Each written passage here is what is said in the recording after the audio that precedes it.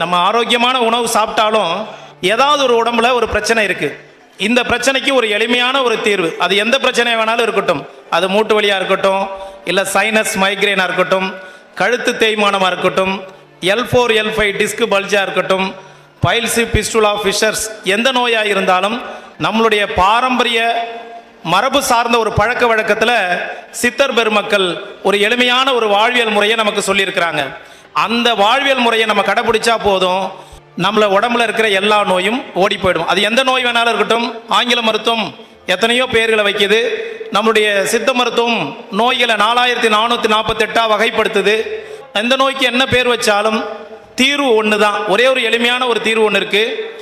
எல்லா வேதங்கள்லையும் சொல்லப்பட்ட ஒரு மரம் இருக்கு. அந்த மரத்துக்கு பேரு கற்பக விருட்சம்னு பேரு. அந்த கற்பக விருட்சத்தினுடைய பழத்தை சாப்பிட்டா சரியா போயிடும். அப்படி நம்மளுடைய வாழ்வியல்ல, தமிழர்களுடைய வாழ்வியல் முறையில அப்படி ஒரு எளிமையான ஒரு முறை ஒன்று வச்சிருக்கிறாங்க. பாத்தீங்கன்னா அந்த உணவை கடவுளாவே வணங்குறாங்க. அந்த உணவு இல்லைன்னா அந்த படையலே பூர்த்தி இல்லை.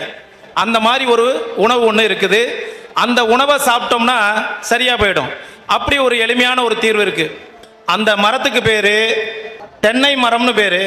இன்னொரு மரம் இருக்கு வாழை. இந்த தென்னையும் வாழையும் தெய்வீக மரம், கற்பக விருட்சம்னு பேரு. இதை நீங்க சாக்கடை ஓரத்தில் வச்சாலும் சரி, கடற்கரை ஓரத்தில் வச்சாலும் சரி, இது நமக்கு இன்னைக்கு இந்த ரிவர்ஸ் ஆஸ்மோசிஸ்னு ஒன்று கண்டுபிடிச்சிருக்கிறாங்க, ஆர்ஓ சிஸ்டம். இன்னைக்கு தென்னை மரம் தான் அதோடைய அடிப்படையே. அந்த அளவுக்கு ஃபில்டர் பண்ணி கொடுக்குது. அதாவது நம்மளோட எல்லா நோய்க்கும் மூல காரணம் என்ன சொல்றாங்கன்னா, நம்ம ரத்தத்துக்குன்னு ஒரு pH வேல்யூ இருக்கு. அந்த pH வேல்யூ 7.4 இருக்கணும். மனித உடம்புல ரத்தத்தோடைய அளவு 7.4 இருக்கணும். அந்த 7.4க்கு அதிகமாக போச்சுன்னா ஆல்கலின், 7.4க்கு கீழே இருந்ததுன்னா ஆசிடு. எல்லா நோய்க்கும் மூல காரணம் என்னன்னா, நம்ம ரத்தம் அமிலத்தன்மை அடையிறதுதான். அப்படி அமிலத்தன்மை அடையிறதுனால இன்னைக்கு பார்த்தீங்கன்னா ஆர்த்ரட்டிஸ்னு ஒன்று வருது, முடக்குவாதம். எல்லா ஜாயின்லையும் கவுட்டுன்னு சொல்லுவாங்க, வீக்கம் கண்டெடுது. யூரிக் ஆசிட் டெஸ்ட் எடுக்கிறாங்க, எடுத்து பார்த்துட்டு உங்களுக்கு யூரிக் ஆசிட் ஆர்ஏ ஃபேக்டர் அதிகமாக இருக்கு, உடனே நிறைய பெயின் கில்லர் ஸ்டீராய்டு மாத்திரைகள் போகுது. அதெல்லாம் ஒன்றுமே தேவையில்லைங்க. எளிமையான தீர்வு இந்த தேங்காவும் வாழைப்பழமும். நம்மளுடைய தமிழ் மரபுல அது இல்லாமல் கிடையாது. அது பார்த்தீங்கன்னா கும்பத்தில் வச்சு அதை கடவுளாக வணங்குறாங்க. இன்னைக்கு படையில் பார்த்தீங்கன்னா தேங்காய் வாழைப்பழம், நீங்கள் வடை பாயசம் வச்சு சாமிக்கு படைச்சாலும் தேங்காய் வாழைப்பழம் இல்லைன்னா அந்த படையல் பூர்த்தியே இல்லை. அந்த மாதிரி ஒரு தெய்வீக உணவை நம்மளுடைய மரபுல கொண்டாந்து சித்தர் பெருமக்கள் எப்படியாவது இந்த மக்களை சாப்பிட வைக்கணும். அப்படி சாப்பிட்றது மூலியமா நம்மளுடைய ரத்தத்தில், இதுக்கு பேர் சமைச்ச உணவுக்கு பேர் ஆசிட் ஃபுட், சமைக்காத உணவுக்கு பேர் ஆல்கலின் ஃபுட்டு. எது ஆல்கலின் ஃபுட்டுனா தேங்காவும் வாழைப்பழமும் ஆல்கலின் ஃபுட்டு. நம்ம தொடர்ந்து இதை காலை உணவா, நீங்க சக்கரை நோய் இருக்கலாம், எந்த நோய் இருந்தாலும் காலை உணவா ஒருவேளை மட்டும் இந்த தேங்காவையும் வாழைப்பழத்தையும் உணவா கொடுக்கலாம். சக்கரை நோயாளிகளுக்கு சீக்கிரம் சுகர் குறையும். ஆங்கில மருத்துவம் தேங்காவை கொலஸ்ட்ரால்னும் வாழைப்பழத்தை சுகர்னு சொல்லியிருக்கிறாங்க. ஆனா உண்மையை சொல்லணும்னா தேங்காய் LDL HDLன்னு 2 இருக்கு இல்லையா, பச்சையா சாப்பிட்டா நல்ல கொழுப்பு. அதை நீங்க கீரையில மற்றபடி வறுத்து பொறிச்சு இந்த தேங்காவை ஹீட் பண்ணா அது கெட்ட கொழுப்பு. அதில் தேங்காயையும் வாழைப்பழத்தையும் பச்சையா சாப்பிடும்போது நம்மளுடைய ரத்தத்தில் இருக்க pH வேல்யூ மாறுது. இது வெறும் பேச்சு மட்டும் இல்லை, இது நிரூபிக்கப்பட்ட ஒரு மருத்துவ முறை. என்கிட்ட வரக்கூடிய எத்தனை நோயாளர்களுக்கு, குறிப்பாக இந்த சோரியாசிஸ் எக்ஸிமா இருக்கு பாருங்க, யானை தோல் படை, மீன் செதில் படை, அந்த மாதிரி நோய் உள்ளவங்களுக்கு அவங்க எல்லா சிகிச்சையும் பண்ணிடுவாங்க. நிறைய டெர்மட்டாலஜிஸ்டும் போயிட்டு ஆயிரக்கணக்கான ரூபாய்க்கு மருந்து மாத்திரைகளை வருடம் முழுக்க சாப்பிட்டுட்டு இருப்பாங்க. என்கிட்ட எங்கேயோ கேள்விப்பட்டு நம்மகிட்ட வருவாங்க. நானும் ஏதோ மருந்து கொடுப்பேன்னு நினைப்பாங்க. கேட்பேன், இது எத்தனை வருஷமா இருக்குன்னு கேட்பேன். எனக்கு 14 வயசுலேருந்து இந்த 40-45 வருஷமா இருக்குதுன்னு சொல்லுவாங்க. மருந்து சாப்பிட்டு சாப்பிட்டு சலிச்சிட்டேன்னு சொல்லுவாங்க.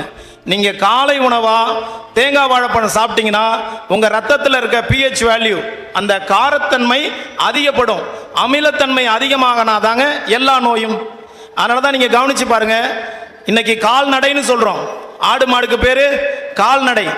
ஒரு மாட்டை அவுத்து விட்டீங்கன்னா குறைந்தபட்சம் ஒரு 20-25 ஏக்கர் போய் மேய்ஞ்சிட்டு வரும். அதுக்கு கூட மூட்டு தேய்மானம் இல்லை. மனிதனுக்கு ஏன் மூட்டு தேய்மானம்? எங்க போனாலும் டிஸ்க் தேய்மானம், கழுத்தெலும்பு தேய்மானம், மூட்டு தேய்மானம் சொல்றோம். நம்ம நடக்கிறதே இல்லை. நடக்காத நமக்கு எப்படி தேய்மானம் ஏற்படுதுன்னா, நம்ம உடம்பு ரத்தம் அமிலத்தன்மை அடைஞ்சுக்கிட்டே இருக்கு. சமைச்ச உணவுனால தான் நம்ம ரத்தம் அமிலத்தன்மை அடையும் போது நம்ம உடம்பே என்ன பண்ணுதுன்னா, நம்ம உடம்புல இருக்கக்கூடிய அந்த கால்சியத்தை ரத்தத்தில் சேர்த்து சமநிலைப்படுத்துறதுக்காக உடம்பு செய்யறதுனால தான் இந்த கழுத்தெலும்பு தேய்மானம், இடுப்பெலும்பு தேய்மானம் வருது. என்ன செய்யணும் அப்படின்னா, காலை உணவா பசிக்க எத்தனை முறை வேணாலும் காலை 7 மணிலிருந்து மதியம் 12 மணி வரைக்கும் எந்த நோய் வேணாலும் பேர் வச்சிங்க, இந்த உணவை மட்டும் சாப்பிடுங்க. இந்த உணவு கூட இடையில எந்த சமைச்ச உணவும் சாப்பிடாதீங்க.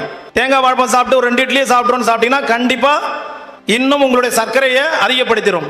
கொலஸ்ட்ரால் இருந்ததுன்னா கொலஸ்ட்ரால் அதிகப்படுத்திடும். சமைச்ச உணவையும் சமைக்காத உணவையும் சேர்த்து சாப்பிடாதீங்க. நம்மள மாதிரியே இருக்கக்கூடிய குரங்குகளுக்கு நம்மள மாதிரியே எல்லா செயலும் அதுக்கு அப்படியே தான் இருக்கு.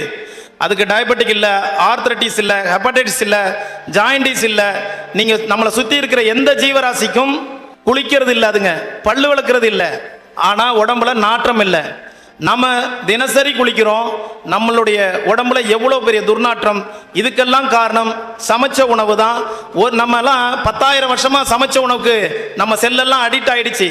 திடீர்னு ஒரு நாள் சமைக்காத உணவுக்கு மாறணுன்றது சாத்தியமில்லாத மாதிரி இருக்குது.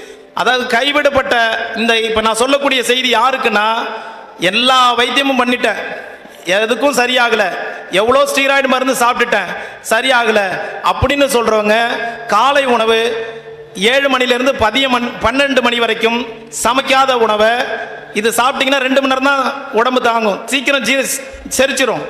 அதனால் தொடர்ந்து இந்த காலை உணவை மட்டும் எடுங்க. ஒருவேளை எடுங்க, ஆட்டோமேட்டிக்காக இந்த சோரியாசிஸ் போயிடும், ஆர்த்ரட்டிஸ் மூட்டு வலி போகும். உங்களால் சொன்னால் இதெல்லாம் செய்யறதுக்கு எனக்கு வாய்ப்பு இல்லைங்க, தேங்காய்லாம் என்னால் சமைக்க முடியாது. தேங்காவை பொறுத்த வரைக்கும் 1/4 பதம், 1/2 பதம், 3 பதம் இருக்குது தேங்காவில். 1/4 பதம்ன்றது இளங்காய் வழுக்கையாக இருக்கும், அந்த 1/4 பதம் தேங்காவை பயன்படுத்தலாம். 1/2 பதம்ன்றது காய் வெள்ளையாக இருக்கும், ஆட்டுனா ஆடாது. முழு பதம்ன்றது அதான் முற்றிய கனி, மரத்துலேருந்து தானா விடுறது, அதுதான் கொப்பரைக்காயின்னு சொல்லுவாங்க. இன்னைக்கு கிராமத்தில் நண்டுவாக்கிலி கடிச்சதுன்னா ஒரு கொப்பரைக்காயை மென்று சாப்பிட சொல்லுவாங்க, உடனே அந்த நஞ்சு போயிடும். அந்த அளவுக்கு மருத்துவ குணம் உள்ளது நம்மளுடைய இந்த கொப்பரைக்காய். கொப்பரைக்காய் யார் சாப்பிடுவாங்கன்னா, குகையில் உட்காந்து இறைவனை தியானிக்கிறவர்களும், இலங்கையில் விடுதலை புலிகள்னு ஒரு அமைப்பு இருந்தாங்க, அவங்கெல்லாம் தொடர்ந்து போர் யுத்தம் செஞ்சுக்கிட்டே இருப்பாங்க. அப்படி இடையில சாப்பிட்றதுக்கெல்லாம் நேரம் இருக்காது.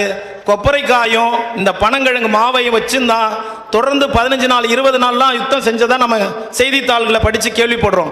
அப்போ அவங்களுக்கு அந்த அளவுக்கு கலோரிஸ் இருக்கு. இன்னைக்கு தாய் இறந்து போயிட்டான்னா மாட்டுப்பால் கொடுத்து நம்ம குழந்தைகளை காப்பாற்றுறோம்.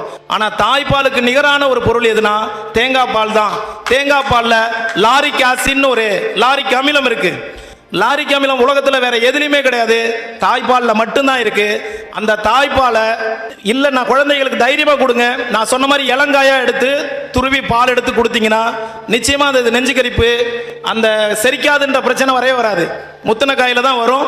அதனால குழந்தைகள்லேருந்து பெரியவங்க வரைக்கும் இளங்காயா சாப்பிடலாம். சாப்பிட்டோம்னா நம்ம ரத்தத்தில் இருக்கிற அந்த pH வேல்யூ நான் சொன்ன மாதிரி எபோவ் 7க்கு மேலே போச்சுன்னா ஆல்கலின், 7.4க்கு மேலே போச்சுன்னா ஆல்கலின், 7க்கு முள்ள இருந்ததுன்னா ஆசிடு. நம்ம ரத்தம் எல்லாம் எங்க வேணாலும் போய் செக் பண்ணிங்க, ரத்தம் யூரிக் ஆசிடா மாறிச்சுன்னா இந்த ஆர்த்ரட்டிஸ் முடக்குவாதம் எது இருந்தாலும் கண்ணை மூடிக்கிட்டு தேங்காய் வாழைப்பழத்தை காலை உணவாக எடுத்துங்க. எளிமையான தீர்வு. நன்றி நண்பர்களே.